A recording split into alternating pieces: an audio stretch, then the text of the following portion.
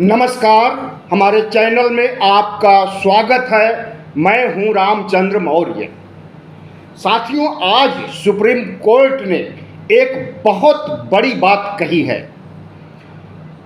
Bharatiya Janata party और RSS जिस तरह से मुसलमानों को नरसंहार करने, इनके वक्फ बोर्ड को ख़त्म कर देने, इनके मदरसों को ख़त्म कर देने की कुटिल चाल चल रहा है, उस पर रोक लगाते हुए सुप्रीम कोर्ट ने कहा, जियो और जीने दो। आज हम इसी पर चर्चा करेंगे और आपको बताएंगे कि किस तरह से मुसलमानों को इस देश से निकाल करके बाहर करने के लिए आरएसएस और भारतीय जनता पार्टी कोशिशें कर रहा है और सुप्रीम कोर्ट उन कोशिशों पर रोक लगा रहा है और कह रहा है कि मुस्लिम भी इस देश के मूल निवासी हैं, इन्हें जीने का उतना ही अधिकार है जितना हिंदुओं को है, तो जियो और जीने दो। साथियों, हमारे चैनल को सब्सक्राइब कर लीजिए, इससे हमें बड़ी ताकत मिलेगी। तो आज सुप्रीम कोर्ट के chief justice of India D Y. Chandrachud, justice Pardiwala और जस्टिस मनोज मिश्रा ने एक फैसला सुनाया। उस फैसले में सबसे पहला वाक्य है, जियो और जीने दो। धर्मनिरपेक्षता का यही मतलब है कि खुद भी जियो और दूसरों को भी जीने दो। जाहिर है कि भारतीय जनता पार्टी के कम्युनल एजेंडे को झटका देते हुए उसे नसीहत दी गई है कि भारतीय जनता पार्टी और आरएसएस वालों, तुम्हारे बाप का देश नहीं है, तुम भी जियो और दूसरों को भी जीने दो। मुसलमानों को, अल्पसंख्यकों को और तमाम बुद्धिस्टों को, ईसाइयों को, पादरियों को भी जीने दो। और यह सब कहा उन्होंने फैसला सुनाते हुए मदरसा बोर्ड पर।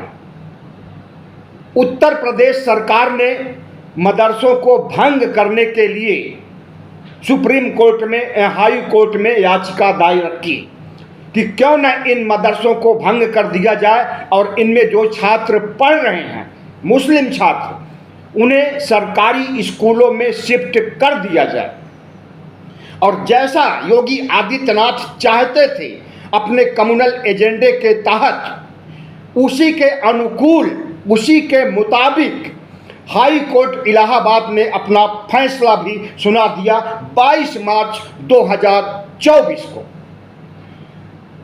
हाई कोर्ट ने कहा कि धर्मनिरपेक्षता जरूरी है और धर्मनिरपेक्ष भारत में मदरसे बोर्ड की कोई ज़रूरत नहीं है, यह असंवैधानिक है, इसे खारिज किया जाता है। हाई कोर्ट के निर्णय को मुस्लिम पक्ष ने सुप्रीम कोर्ट में चुनौती दिया और सुप्रीम कोर्ट ने योगी आदित्यनाथ, भारतीय जनता पार्टी, आरएसएस के धार्मिक एजेंडे को, सांप्रदायिक एजेंडे को पलट दिया। हाई कोर्ट के फैसले को 100% पलट दिया और कहा कि धर्मनिरपेक्षता का अर्थ यह नहीं है। धर्मनिरपेक्षता का अर्थ है जियो और जीने दो, पढ़ो और पढ़ने दो, खाओ और खाने दो। और इस पर कुठाराघात अगर कोई करता है तो वह देश के संविधान पर और लोकतंत्र पर कुठाराघात कर रहा है। साथियों, चुनाव का दौर फिर से चल रहा है। उत्तर प्रदेश में विधानसभा के उपचुनाव हो रहे हैं, महाराष्ट्र और झारखंड में विधानसभा के चुनाव हो रहे हैं और इस दौरान भारतीय जनता पार्टी और आरएसएस मुसलमानों के खिलाफ फिर से फुल फॉर्म में आ गया है। और प्रधानमंत्री नरेंद्र मोदी जिस तरह से लोकसभा चुनाव के दौरान मंगलसूत्र, प्रॉपर्टी सौंप देने मुसलमानों को और घुसपैठियों के अधिक बच्चे होते हैं और विपक्ष मुजरा करता है तवायफ की तरह। इस तरह की हेट स्पीच से कहीं ज़्यादा हेट स्पीच इन दिनों विधानसभा चुनाव में नजर आ रही है। कल प्रधानमंत्री नरेंद्र मोदी ने झारखंड में कहा कि अगर झारखंड मुक्ति मोर्चा कांग्रेस मिलकर के जीतेगा तो हिंदुओं सुन लो, आदिवासियों सुन लो, तुम्हारी बेटियों को घुसपैठिए उठा ले जाएंगे, तुम्हें रोटी नहीं मिलेगी, तुम्हारी माटी छीन ली जाएगी, तुम्हारी जमीन छीन ले जाएगी। इसी तरह से महाराष्ट्र में और उत्तर प्रदेश में भारतीय जनता पार्टी आरएसएस आग उगलने का काम कर रहा है। उसके पास विकास का कोई फार्मूला नहीं है, बेरोजगारी उन्मूलन का कोई फार्मूला नहीं है, गरीबी उन्मूलन का कोई फार्मूला नहीं है, महंगाई घटाने का कोई फार्मूला नहीं है। सिर्फ एक फार्मूला है चुनाव जीतने के लिए, हिंदू मुस्लिम ध्रुवीकरण। और वही करने के लिए छुटभइये नेता से लेकर के प्रधानमंत्री तक जिस तरह की राग अलाप रहे हैं, उनके इस जहरीले बयान के दौरान अगर सुप्रीम कोर्ट का फैसला आता है और वह भारतीय जनता पार्टी आरएसएस को झटका ही नहीं बड़ा झटका देता है, तो हम समझते हैं कि हमारे लोकतंत्र के लिए बहुत अच्छे संकेत हैं, हमारे संविधान के लिए बहुत अच्छे संकेत हैं, और उन सांप्रदायिक शक्तियों के लिए बहुत बुरे संकेत हैं जो कि संविधान को ख़त्म कर देना चाहते हैं, जो मनुस्मृति लागू करना चाहते हैं, जो इस धर्मनिरपेक्ष भारत को हिंदू राष्ट्र बनाना चाहते हैं। ऐसे दौर में अगर supreme court Bharatiya Janata party RSS को नसीहत दे रहा है तो यह स्वागत योग्य है। और 10 नवंबर को chief justice DY Chandrachud retired हो रहे हैं, नए जस्टिस संजीव खन्ना आ रहे हैं। तो 10 नवंबर के पहले आने वाला यह फैसला सुप्रीम कोर्ट के चीफ जस्टिस डीवाई चंद्रचूड़ की सराहना में और एक कसीदे लिखेगा। इसके पहले भी कई ऐसे फैसले आए हैं जो सरकार के खिलाफ गए हैं और इस देश और राष्ट्र के पक्ष में गए हैं। मुसलमानों के ऊपर आक्रमण करना, मुसलमानों को घुसपैठिया कहना, मुसलमानों को अधिक बच्चे पैदा करने वाला, मुसलमानों को आतंकी कहना, मुसलमानों को इस देश से निकाल करके बाहर कर देना, मुस्लिम देशों में भेज देना, इसके लिए भारतीय जनता पार्टी आरएसएस एक नहीं कई कार्यक्रम चला रही है। उसमें से एक मदरसा बोर्ड भी है कि जहां पर मुस्लिम बच्चे पढ़ते हैं उन स्कूलों को ही खत्म कर दीजिए। इनके पास जो शिक्षा है वह शिक्षा का अधिकार छीन लीजिए। और दूसरा, वक्फ बोर्ड संशोधन करके, कानून में संशोधन करके मुस्लिम की जितनी प्रॉपर्टी देश भर में है उस प्रॉपर्टी से संबंधित जो अधिनियम है वक्फ बोर्ड का, उसमें हिंदुओं को घुसा दीजिए और हिंदू उस प्रॉपर्टी को धीरे धीरे दीमक की तरह चालते हुए अपने पक्ष में कर लेंगे, उनकी प्रॉपर्टी को छीन लेंगे। तो मुसलमानों की प्रॉपर्टी, मुसलमानों की शिक्षा, मुसलमानों का जीने का अधिकार छीनने के लिए भारतीय जनता पार्टी आरएसएस जो कानून लाया था उसे सुप्रीम कोर्ट ने रद्द कर दिया है। और वक्फ बोर्ड पर पिछले ही संसद के अधिवेशन में ये लोग पास कराना चाहते थे कि मुस्लिमों के संगठन में हिंदुओं को घुसाया जाए और मुसलमानों की प्रॉपर्टी को हड़प लिया जाए, लेकिन लंगड़ी लूली सरकार होने के चलते वे ऐसा नहीं कर सके। अगर 303 वाला बहुमत होता तो बड़ी ठसक के साथ ये पिछले संसद अधिवेशन में ही वक्फ बोर्ड पर मुहर लगा देते, उसे कानून बना देते कि उसमें हिंदू भी घुस सकते हैं घुसपैठिए बन करके और वक्फ बोर्ड की प्रॉपर्टी को हिंदुओं के नाम कर सकते, लेकिन वे ऐसा नहीं कर सके। इस बिल को जेपीसी को सौंप दिया और जेपीसी में जिस तरह से घमासान चल रहा है, जिस तरह से जेपीसी को लेकर के, वक्फ बोर्ड को लेकर के नीतीश कुमार और नायडू आंखें दिखा रहे हैं नरेंद्र मोदी को, हमें नहीं लगता कि उसको भी पास करा पाएंगे और मुस्लिमों की प्रॉपर्टी को हड़प पाएंगे। आज सुप्रीम कोर्ट का फैसला जो सुनाया गया है, इसे कई दिन पहले फैसला सुनाया गया था, सुरक्षित रखा गया था और सही समय पर यह फैसला सुनाया गया है, उस समय जब प्रधानमंत्री नरेंद्र मोदी मुसलमानों के खिलाफ आग उगल रहे हैं, विष वमन कर रहे हैं। ऐसे समय में यह फैसला आया है जो देश के अनुकूल है, संविधान के अनुकूल है। उत्तर प्रदेश के मदरसों में कुल 16,000 मदरसे हैं, जिसमें 17 लाख मुस्लिम छात्र पढ़ते हैं। 12वीं तक की पढ़ाई यहाँ की जाती है और की जा सकती है, और मदरसे सर्टिफिकेट जारी करते हैं और वो सर्टिफिकेट भारत सरकार, उत्तर प्रदेश सरकार और तमाम राज्य सरकारें 12वीं तक के एजुकेशन में शामिल करती हैं और 12वीं पास की नौकरियां जो उपलब्ध है देश भर में, सरकारी नौकरियां, उसमें उन्हें जाने का पूरा अधिकार है। सुप्रीम कोर्ट ने एक गाइडलाइन जरूर जारी किया है मुसलमानों के लिए कि मदरसे सर्टिफिकेट तो दे सकते हैं, डिप्लोमा दे सकते हैं, लेकिन डिग्री नहीं दे सकते हैं, क्योंकि डिग्री देने का काम यूजीसी का है और यूजीसी के तहत मदरसों में पढ़ाई नहीं हो रही है। मदरसे स्वायत्त निकाय है, वह धर्म की भी शिक्षा देंगे और अपने कल्चर की भी शिक्षा देंगे, विज्ञान और तकनीक की भी शिक्षा देंगे।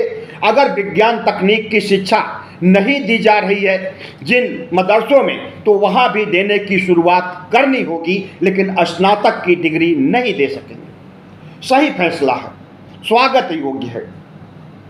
तो भारतीय जनता पार्टी के मंसूबों पर, आरएसएस के मंसूबों पर आज बहुत बड़ा झटका मारा है सुप्रीम कोर्ट ने।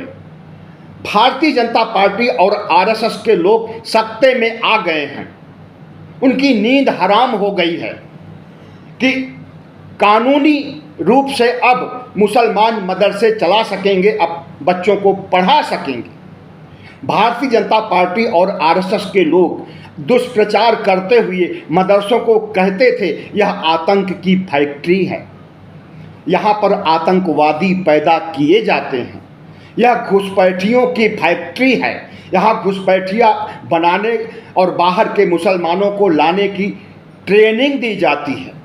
तो आज इस पर बहुत बड़ा तमाचा लगा भारतीय जनता पार्टी को, और भारतीय जनता पार्टी जो सोचती थी कि हम मुसलमानों को निकाल इस देश से बाहर कर देंगे, CAA NRC इसी नियत से लाया गया था।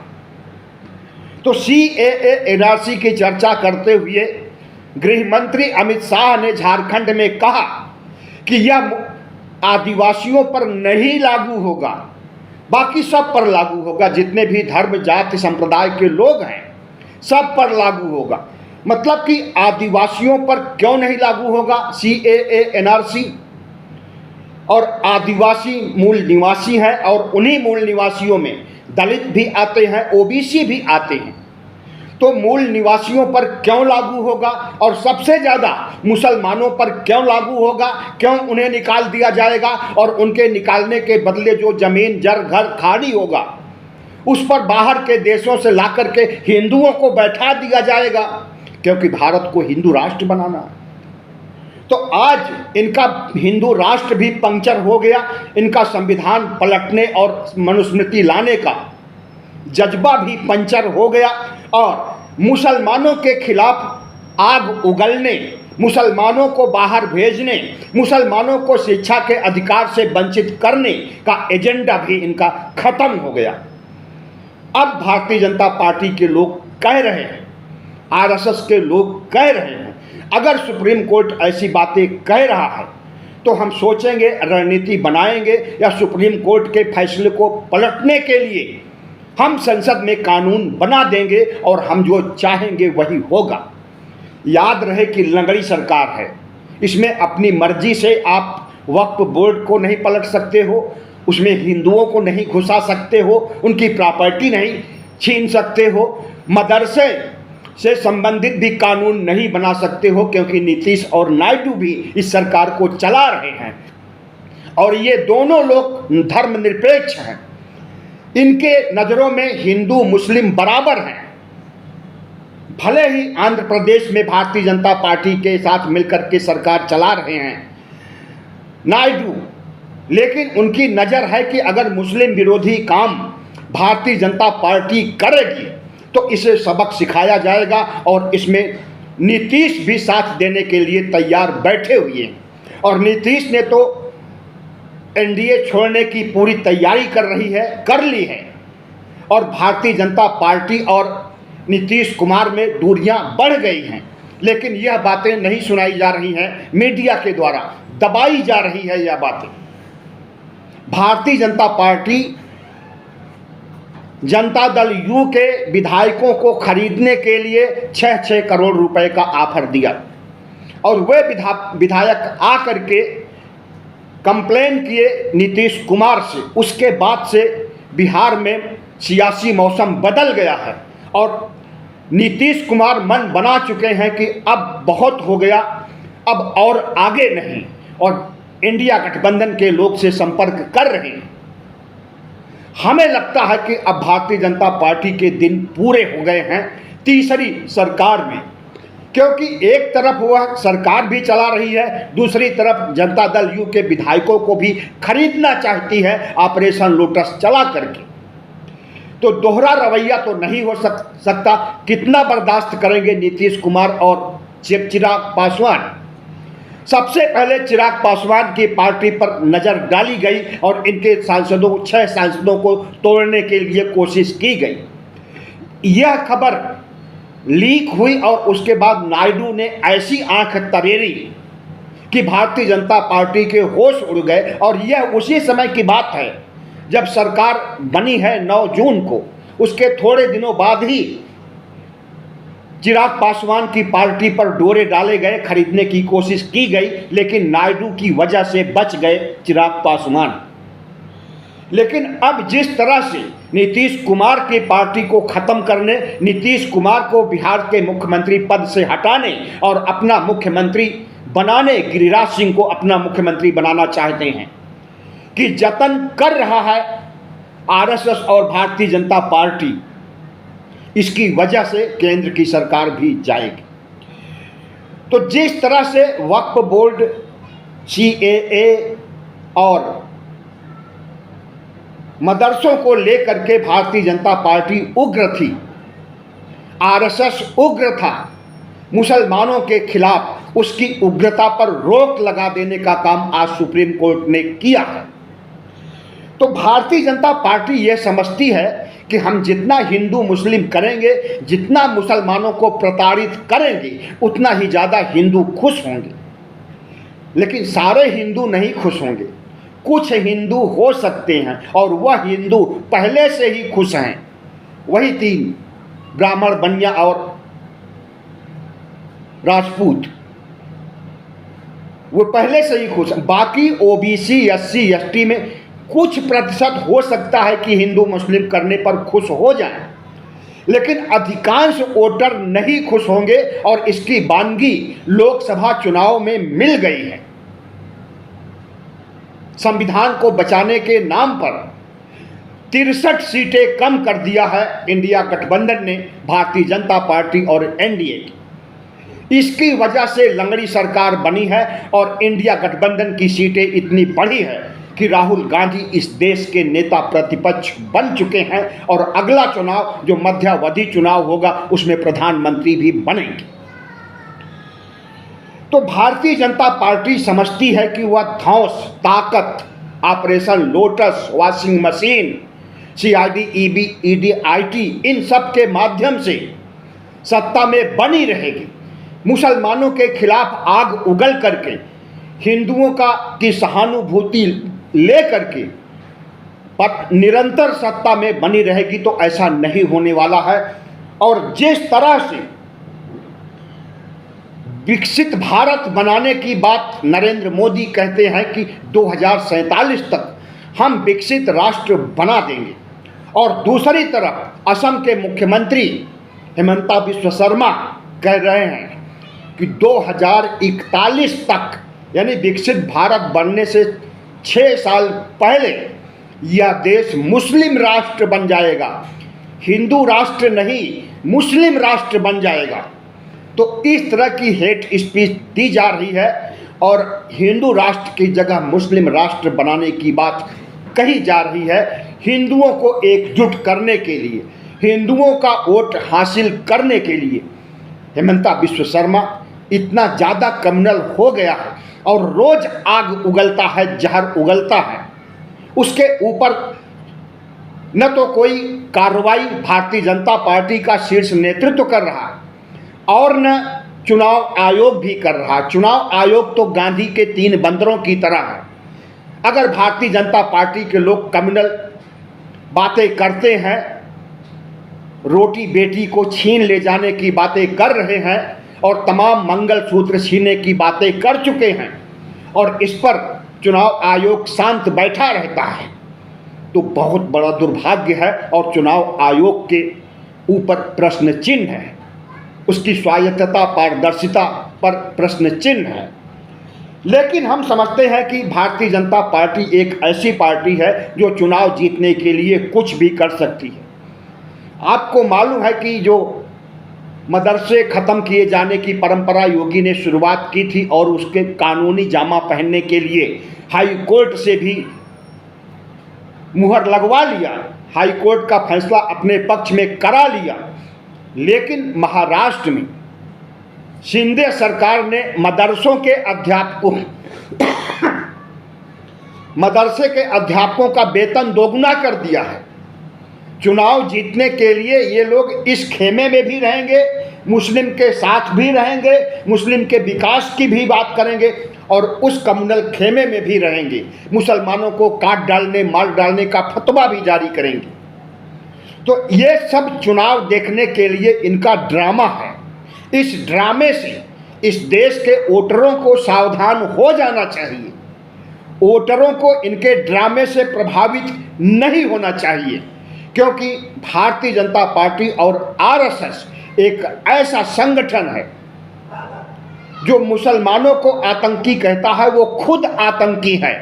आरएसएस खुद दंगे आयोजित कराया जाता है और आपको पता शायद न हो कि केरल में आरएसएस के एक प्रचारक के घर में बहुत बड़े गोले बारूद मिले हैं कुछ समय पहले। उसकी कोई चर्चा मीडिया में नहीं हुई।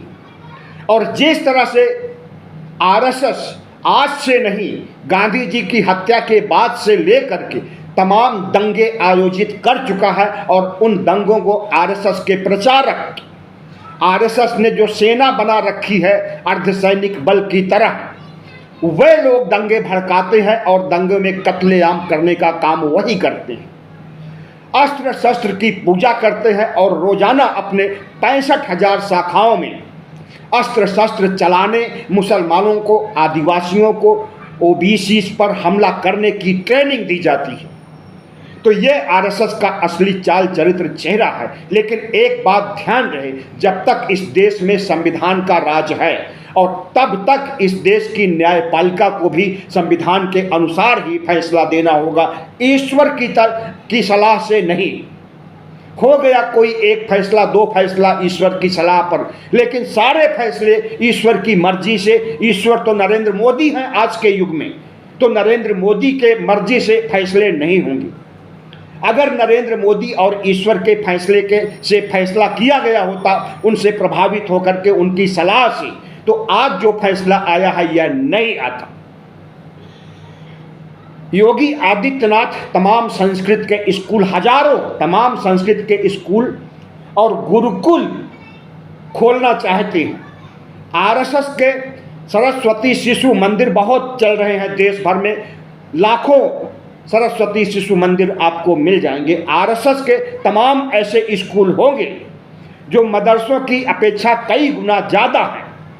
तो जब आरएसएस को सांप्रदायिकता फैलाने के लिए मदरसे चलाने पड़ रहे हैं, ट्रेनिंग देनी पड़ रही है अस्त्र शस्त्र की, गुरुकुल खोले जा रहे हैं, संस्कृत विश्वविद्यालय खोले जा रहे हैं, तो क्या मुसलमानों को हक नहीं है कि अपने बच्चों को ट्रेनिंग देने के लिए इस्लामिक शिक्षा दें, वैज्ञानिक शिक्षा दें और इस देश का नागरिक होने और नागरिक के रूप में देश की सेवा करने का हक उन्हें मिले।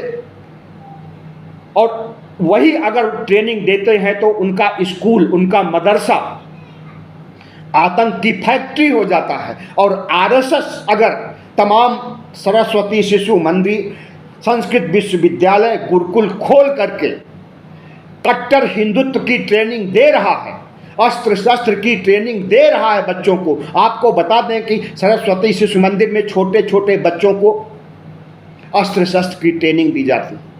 इस भाला चलाने, बंदूक चलाने, तमाम अस्त्र शस्त्र को चलाने की छोटे छोटे बच्चे बच्चियों को ट्रेनिंग दी जाती है। नोएडा के कई वीडियो ऐसे वायरल हो चुके हैं जिसमें ट्रेनिंग देते हुए दिखाया गया है। लेकिन मदरसों में कहीं ऐसी ट्रेनिंग नहीं दी जा रही है कि मुसलमान बच्चे हिंदुओं को मारने के लिए ट्रेनिंग ले रहे हों अस्त्र शस्त्र की। तो भारतीय जनता पार्टी का एजेंडा आज सुप्रीम कोर्ट ने कम्युनल एजेंडे पर बहुत बड़ा प्रहार किया है। इसके पहले इस देश की जनता ने भारतीय जनता पार्टी के कम्युनल एजेंडे, यहाँ तक कि इनके राम मंदिर के एजेंडे के खिलाफ वोट दिया है।